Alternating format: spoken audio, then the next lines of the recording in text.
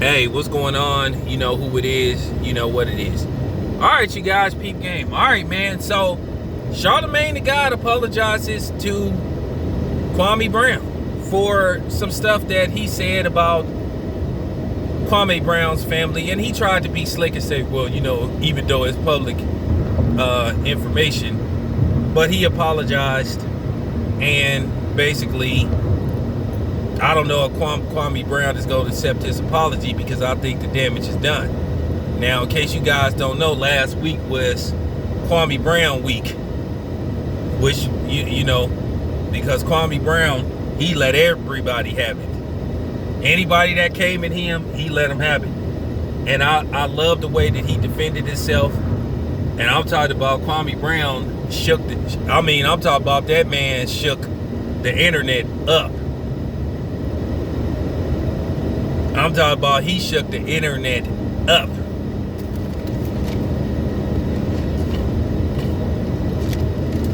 Kwame Brown, hopefully somebody offer him, you know, his own podcast. But he say he got his own platform. He say he like doing it on his own. And like I said before, I'm proud of Kwame Brown because he defended himself, because that man took years of verbal abuse and disrespect and character assassination.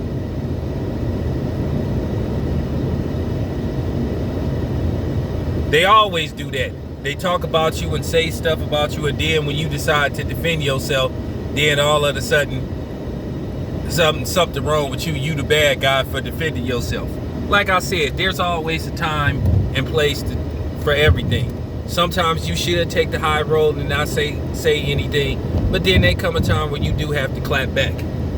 Like me, I had to clap back, and I might have to clap back on some other things too, because I want people to know something about me. Like I said before, not that I have to explain myself to anybody, but you know, I've been accused of certain things. When I sat up there trying to squash a lot of beef and was listening to people's issues that they have with other people, and while I'm sitting up here trying to squash beefs and keep the peace and all that kind of stuff and be mediator to certain situations, and then people think that they got me, you know, that they got me fooled because they say certain shit. But I've been up on people for the longest. And I could tell when somebody not telling me the whole story, and I always knew that. Because one, at the end of the day, I know what it's like to be called certain names and all that stuff. You know, I had people trying to insinuate I was a double agent, whatever the fuck that means. There you had niggas trying to insinuate that I was cooning for Bob Arum. Once again, you got niggas that don't know what the fuck they talking about, but they just popping off at the mouth, thinking because they say it's the truth, and don't even have a clue of what's going on. Like I said before, anybody that's been here since 2015, when did I ever change my stance on situations concerning the community? Okay? And at the end of the day, when you working with somebody, you got to do things to look out for them and look out for their brand and their name. Now, it didn't work out in the long run. Parted ways. I wish that dude the best of luck. No ill will towards him. You know, if we see each other, you know, we see each other. I don't think it's gonna be no beef. I don't think it's gonna be no problems. It shouldn't be, but I'll be ready. But it's not going, you know, I doubt very seriously if it'll come to anything like that. But I am making it be known. So like I said before, I know what it's like to have somebody like, you know, talking bad on your name. And like I said, Kwame Brown was the butt of all jokes for years. And when you really analyze the situation, did he ever go to a team where they really tried to focus on making him a better player? Now, you do have guys that just ain't good. He got drafted out of high school. And he always went to teams where they didn't really try to develop him. So if they really ain't trying to help him elevate his game, well, whose fault it is that he didn't turn out to be who they thought he should be? And if you go back to that draft, he wasn't sought after like LeBron James or Kobe Bryant or Kevin Garnett. So stop it.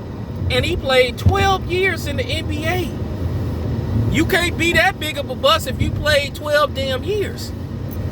But at the end of the day, let's get back to, Kwame Brown.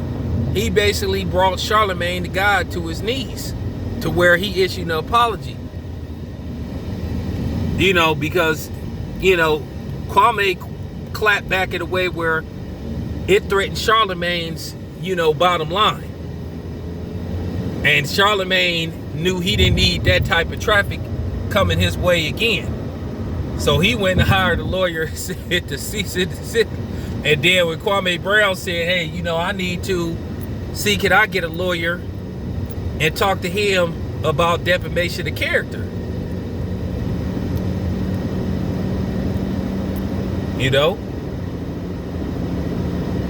But yeah, Kwame Brown, man, shout out to Kwame Brown, man, for defending himself, man. That's what you're supposed to do, man.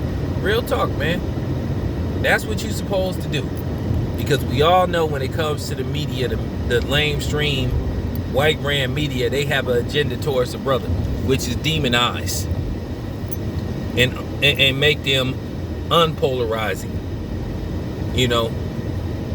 So, Kwame Brown is basically the guy for the job because he's revealing a lot of secrets and a lot of stuff that people like me have been saying about the media for years, but he's just verified it. But yeah, shout out to Kwame Brown, man, for defending himself, man. That was the man thing to do. You know what I'm saying? And you see the tricks that they doing too. Typical media tricks, white brand media towards black men. Oh, he's aggressive. Oh, he's hurting. You're angry. They don't, you're lashing out. They always do that. Try to make it look like you crazy. Like I said, remember the video that I put out a few days ago where I said, hey, they did the same exact thing to Dave Chappelle. So this is a common media trick.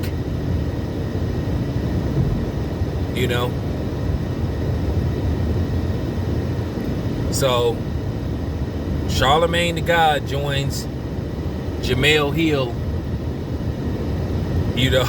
as on the list of media personalities that have apologized to Kwame Brown.